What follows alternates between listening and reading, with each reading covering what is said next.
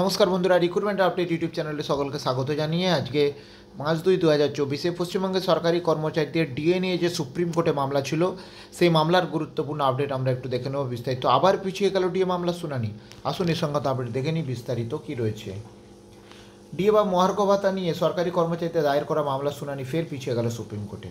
সোমবার বিচারপতির এজলাসে মামলাটি ওঠার কথা ছিল। আদালতের সূত্রে জানা গেছে মামলাটির 60 নম্বর সিরিয়ালে তালিকাভুক্ত ছিল, কিন্তু আদালতের সময় শেষ হয়ে যাওয়ায় এদিন 40 নম্বর সিরিয়াল পর্যন্ত মামলার শুনানি হয়। ফলে সরকারি কর্মচারীদের ডিএ মামলার শুনানি ফের স্থগিত হয়ে যায়।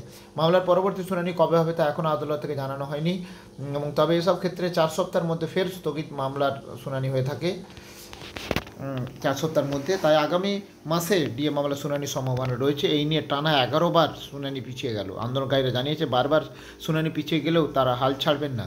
যৌথ সংগ্রামী মঞ্চের তোকে জানানো হয়েছে এদিনও শুনানি হবে, কিন্তু তা হলো না। তবে আমরা হাল ছাড়ছি না, একথাই জানিয়েছেন আরেকটি সংগঠন। এবং তিনি বলেন বিহার ঝাড়খণ্ডের মতো রাজ্যও তাদের কর্মচারীদের বকেয়া ডিএ মিটিয়ে দিয়েছে। একমাত্র বাংলা, যেখানে কেন্দ্র সরকারের কর্মচারীদের সঙ্গে রাজ্য সরকারের ডিএর ফারাক 36%। এবং মামলাকারীদের অভিযোগ প্রতি বছরই কেন্দ্রীয় সরকার তার কর্মচারীদের ডিএ দিলেও এ রাজ্য দীর্ঘদিন ধরে ডিএ বকেয়া রাখা হয়েছে। বারবার রাজ্যকে অনুরোধ করেও কাজ না হওয়ায় বকেয়া ডিএর দাবিতে রাজ্যের বিরুদ্ধে কলকাতা হাইকোর্টের দ্বারস্থ হয়েছিল সরকারি কর্মচারীদের এক অংশ। এই মামলায় রাজ্য সরকারি কর্মীদের বকেয়া মহার্ঘ ভাতা দ্রুত মিটিয়ে দেওয়ার জন্য গত বছর 20 মে রাজ্যকে নির্দেশ দিয়েছিল কলকাতা হাইকোর্টের ডিভিশন বেঞ্চ।